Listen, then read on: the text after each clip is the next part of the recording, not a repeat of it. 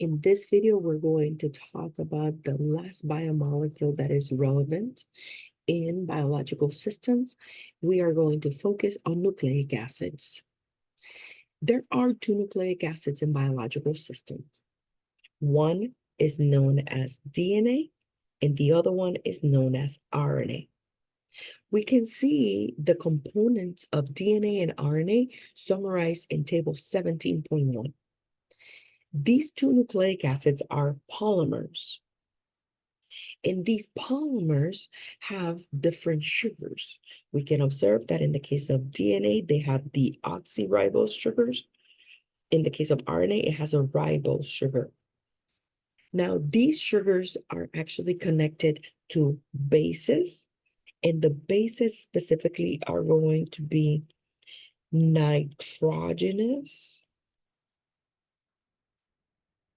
bases. And these nitrogenous bases are heterocyclic amines. We're going to see the structures in a few moments. Now, the basic unit of any nucleic acid is known specifically as a nucleotide. That's why, by definition, we see that they are polymers of nucleotides. That basic unit in DNA is composed of a nitrogenous base connected to a deoxyribose sugar, connected to a phosphate. When it comes to the basic unit in RNA, it's going to be the nucleotide that has a nitrogenous base connected to ribose, connected to a phosphate. We can see the structure of a nucleotide specifically in the bottom part of the slide, where we observe that the phosphate group is connected to carbon 5 within the sugar motif. This is a sugar motif which can be ribose or deoxyribose, and this is an example of a nitrogenous base. Let's explore nitrogenous bases more in detail. Nitrogenous bases are going to be categorized as either pyrimidines or purines. And these pyrimidines and purines are derived from the heterocyclic amines structures that we see in the bottom left side of the slide. There are 3 nitrogenous bases that are known as pyrimidines. That is cytosine, and this is its 1-letter code. We have thymine, which is its 1-letter code. We have uracil, and this is its 1-letter code. We have 2 purine structures, as you can see, adenine, which this is its 1-letter code, and guanine, which this is its 1-letter code. When it comes to the presence of these nitrogenous bases in nucleotides, understand that cytosine, adenine, and guanine can be found both in DNA and RNA. Thymine, on the other hand, is only present in DNA, and uracil is only present in RNA. The sugar motifs present in nucleic acids are pentose sugars, meaning that they have 5 carbons. The difference between a deoxyribose and a ribose is specifically at the groups that can be found on carbon 2. On carbon 2, if we have a CH2 that is known as a deoxyribose, and then if at carbon 2 we have a CHOH that's known as a ribose sugar.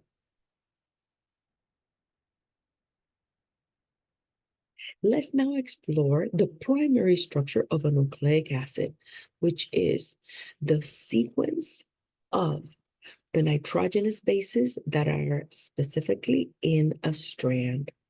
When we look at the molecule that is presented on the slide, we can actually observe that this strand is illustrating to us the connections of the different sugar motifs to each other. And we also have exposed nitrogen bases in the strand. The primary structure is going to be these nitrogenous bases that are present in the strand. That's how we write them down. But overall, this is the whole structure of how DNA or RNA look like. In particular, the one that has been illustrated in this figure is a strand of RNA. And I know that it is a strand of RNA because when I observe the sugars at position 2, there's an OH. So that signifies that there is a ribose. And moreover, when I look at the nitrogenous base uracil, as we just learned, that is present only in RNA. Now, how is it that these nucleic acids come together and are unified via specifically their sugar motifs? Well, the chemistry that occurs in order to connect each of those nucleotides that are the basic unit of a DNA or RNA molecule, in other words, of nucleic acids, come from the connection between the OH group of one sugar motif to the phosphate of the next. That results in the formation of a 3' to 5' phosphodiester bond. In this bond, it is shown here.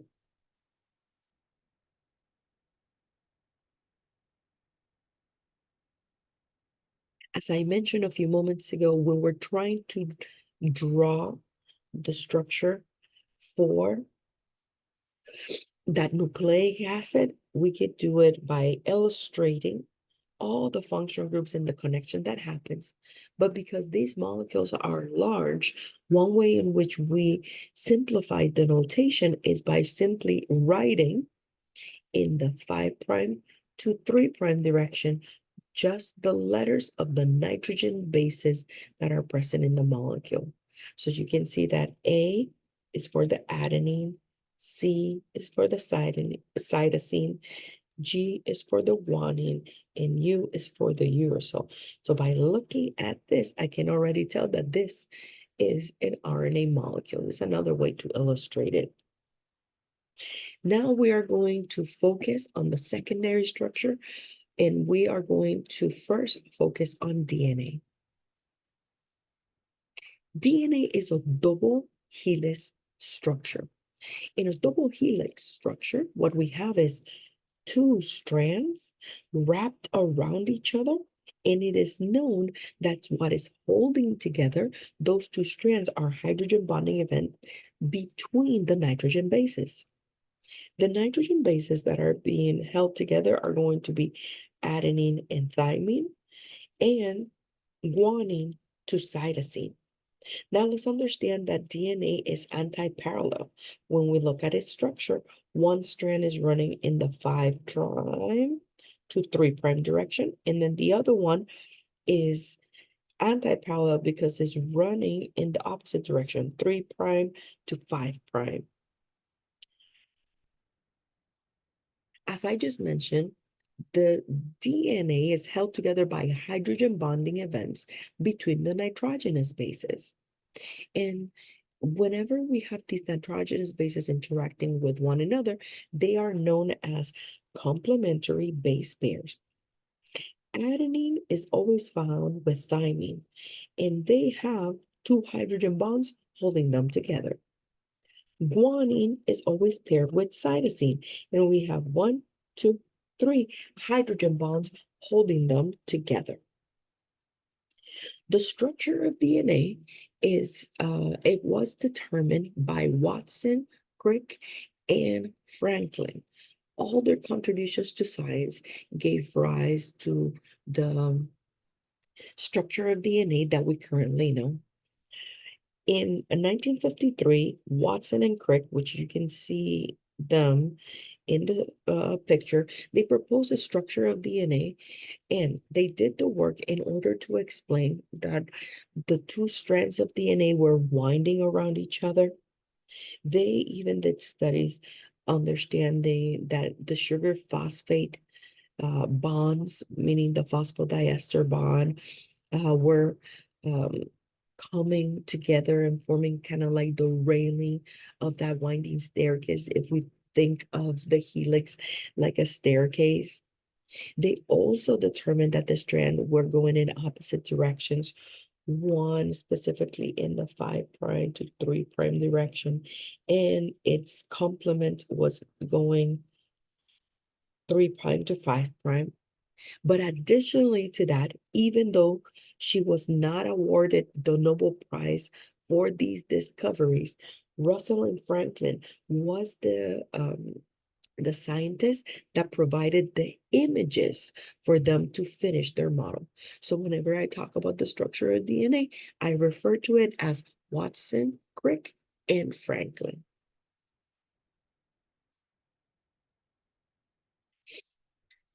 DNA, specifically in the body, it needs to replicate. DNA replication is just the biochemical step by which DNA is made into larger quantities. DNA replication has 6 basic steps, which are illustrated in the following image. Note that these steps of DNA are very similar to what the human body experiences when it's trying to make more DNA.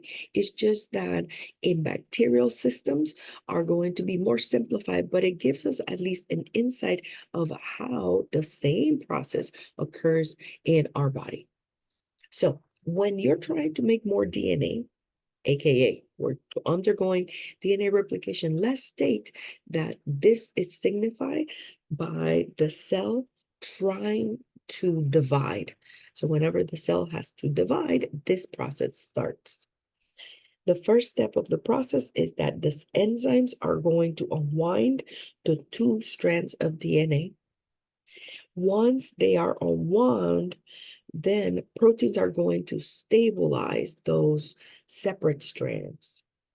Then 2 strands are going to be made, one continuously and one non-continuously. The strand that is made continuously is called the leading strand. The one that is not made continuously is called the lagging strand. The synthesis of the strands, regardless if it's the leading or the lagging, is due to an enzyme that is called DNA polymerase. DNA polymerase, in its name, it makes sense that it's making DNA because since it's DNA polymerase, it's making the polymer of DNA. Next, because the lagging strand is made discontinuously, meaning in pieces, let's understand that these pieces of DNA, part of the lagging strand, are known as Okazaki fragments. After those Okazaki fragments are made, understand that DNA polymerase is going to take away a little piece of RNA primer, replace it with DNA, and then we have another enzyme that is known as DNA ligase, putting together the digested Okazaki fragments in order to make the full strand of the lagging strand.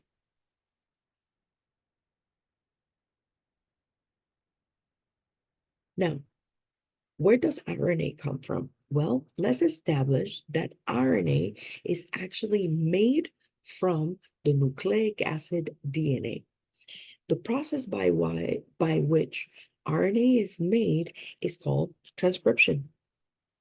This RNA molecule can also undergo another set of biochemical reactions, which are called translation.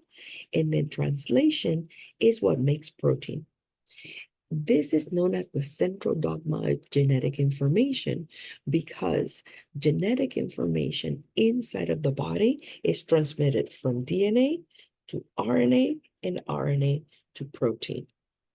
So now we are going to focus on the structure of RNA, which, as we just saw by the process of transcription, is made from DNA. When it comes to RNA, understand that most of the nucleic acid in the cell is made by RNA. so it's more abundant than DNA. It transmits the genetic information in order to make protein. And as we observed before, there's going to be 4 ways in which RNA molecules differ from DNA molecules. So we know that the sugar is different, that there's one nitrogenous base that is different. So in RNA, we have uracil, in DNA, we have thymine. RNA molecules tend to be single-stranded instead of the double-stranded strands that we saw for DNA. And in terms of size, RNA molecules are smaller. When it comes to RNA molecules, there's many types, but in table 17.3, we only have the 3 major types of RNA molecules that are present in humans, which include ribosomal RNA. And our ribosomal RNA is actually part of the machinery that makes proteins. Messenger RNA, which is what the product of transcription, and then transfer RNA, which is a particular RNA molecule involved in the synthesis of proteins and is what brings the amino acid during protein synthesis. So to briefly describe the process of transcription and translation, we are going to look at 2 figures that summarize the major steps of these processes. In case of transcription, remember that it is specifically where we take a DNA molecule and we convert it to RNA. The steps that you see illustrated here are specifically in bacteria. When it comes to the steps for DNA transcription, what happens is that first, the enzyme that is involved in the synthesis of RNA, which is called RNA polymerase, needs to identify a sequence in DNA that it can bind, and that is known as the promoter sequence. Once the RNA molecule has bound to the promoter sequence, then it's going to uncoil the 2 strands and it's going to separate them. Then in the cell, there are going to be free nucleotides, the basic subunit of RNA, that are going to align and be added to the newly synthesized RNA strand.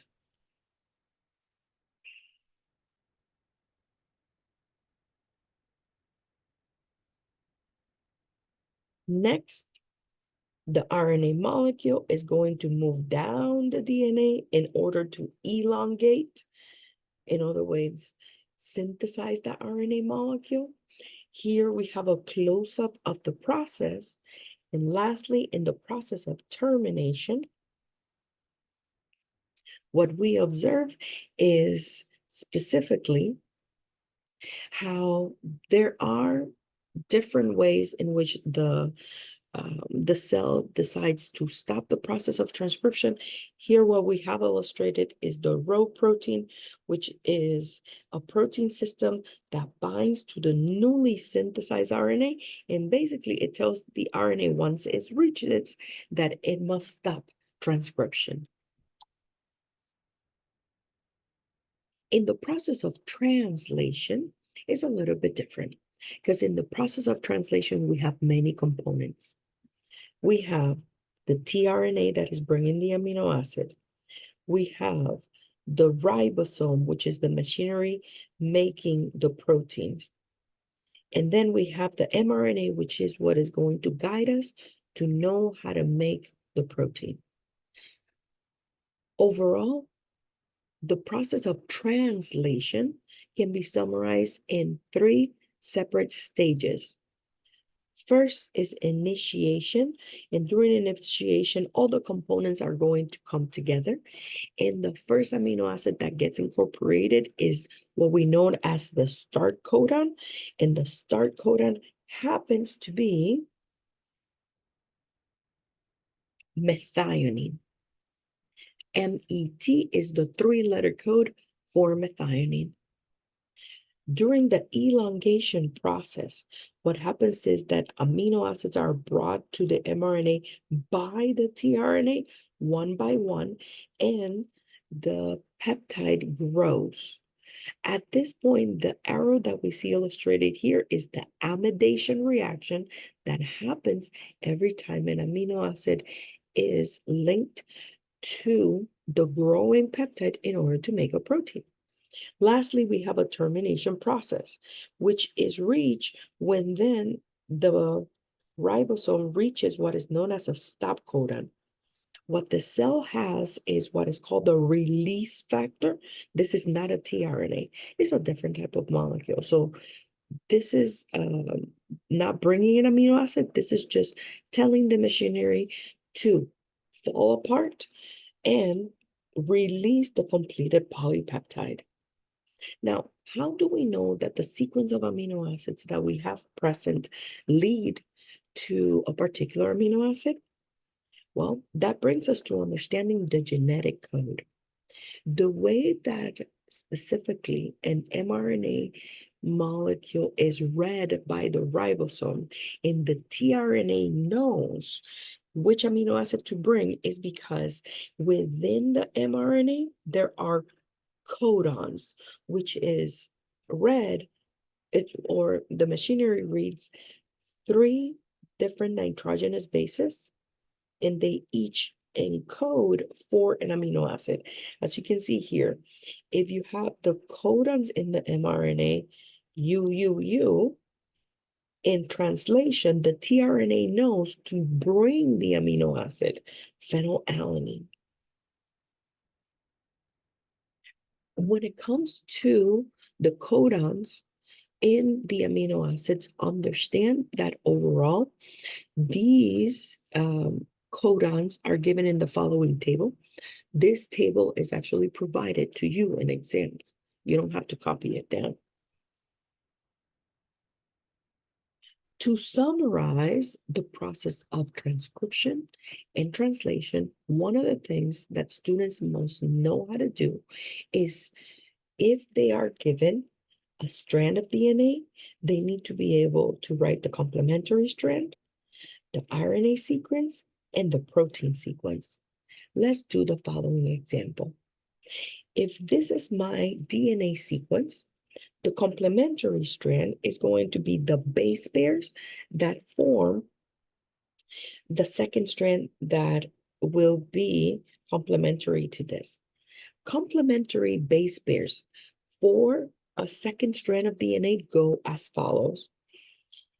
If you see an adenine, that is going to base pair with thymine and vice versa. If you see a guanine, that is going to base pair with cytosine. So the complementary strand given a segment of DNA goes as follows. In the 5' to 3' direction, this is going to be GGC, ATG,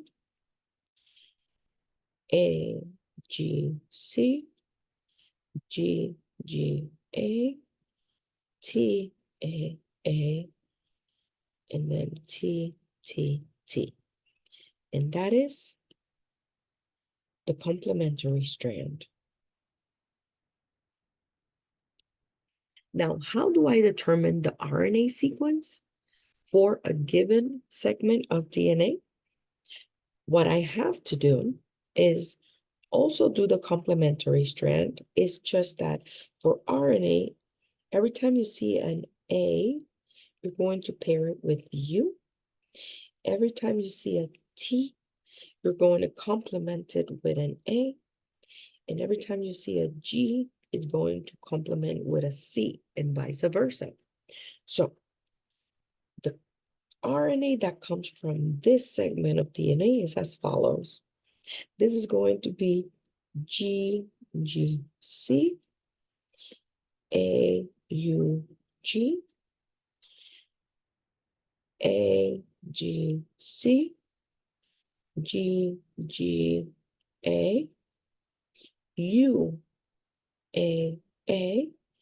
and then TTT.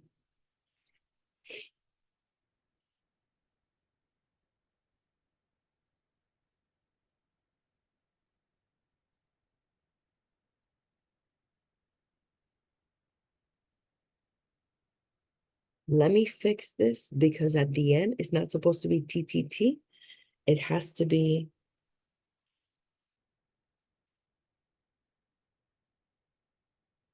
U, U, U. Sorry about this mistake. Next, whenever we're trying to determine the protein sequence, we are going to use genetic code table that you see over there. And what we're going to do is specifically find the start codon. The start codon is going to be methionine. And we are going to write the sequence of the amino acids, starting from methionine and stopping at the stop codon. So when we scan our RNA molecule, we see the start codon right here. And from the stop codons, it could be UAA, UAG, UGA. In this molecule, we specifically have UAA. So we know that specifically in this molecule,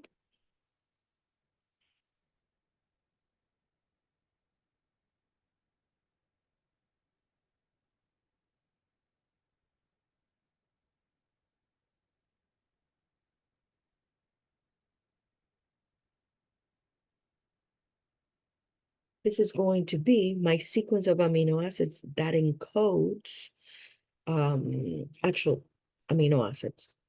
So I'm going to erase the stop codon because that's not an amino acid.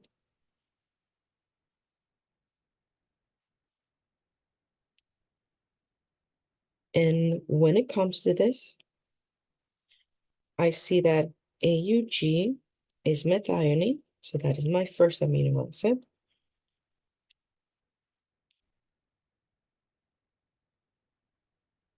Next, I see that I'm looking for AGC. So first letter A, then I go to G. AGC is serine.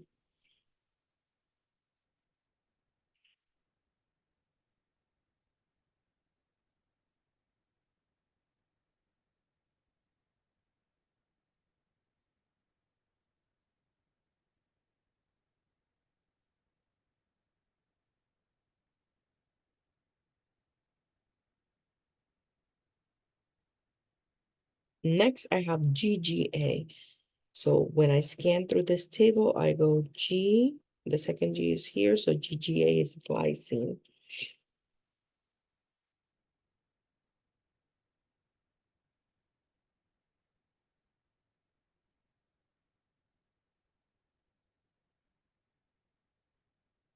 The reason why I didn't include this is because remember that this is my stop codon, and stop codons do not encode for amino acids.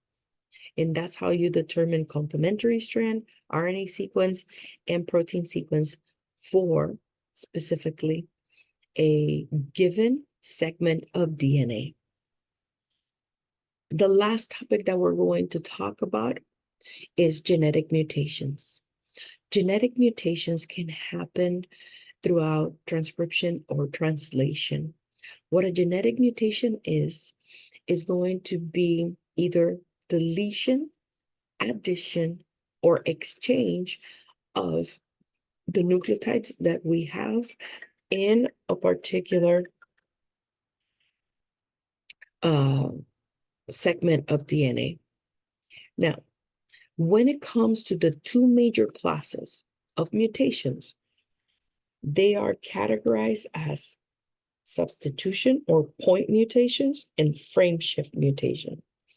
Let's establish that frame shift mutations, because they result from the deletion or addition of nucleotides, they tend to be very detrimental because it actually creates, if is happening during transcription, it can actually lead to a protein that doesn't make sense when we compare it to the normal form of the protein. So we can see here that this is the normal sequence. And then in the bottom, we see the insertion of the mutation, and it leads to a protein that completely changed the amino acids. In the case of substitution or point mutations, we're also changing things at the DNA level, but the results at the protein level vary. When it comes to different point mutations, we have here the categories. In the first column, this will be a small segment in DNA, and we're focusing on only one segment of DNA. How does it change at the mRNA level and then on protein? So if in your DNA level, it says TTC, and that cytosine is changed into thymine at the DNA. As you can see, when that is transcribed, it forms this. When this is translated, it still translates to a lysine. And since this is the same thing as our no mutation, that's why it's called a silent mutation. If our change at the DNA level result in the formation of a stop codon, that is called a nonsense mutation. If the change at the DNA level results in an amino acid that is from the same family as the no mutation, meaning arginine and lysine are both basic amino acids, that is known as the missense conservative point mutation. And if the change in the DNA level results into forming an amino acid that is not from the same family as the no mutation, that is known as a non-conservative missense point mutation.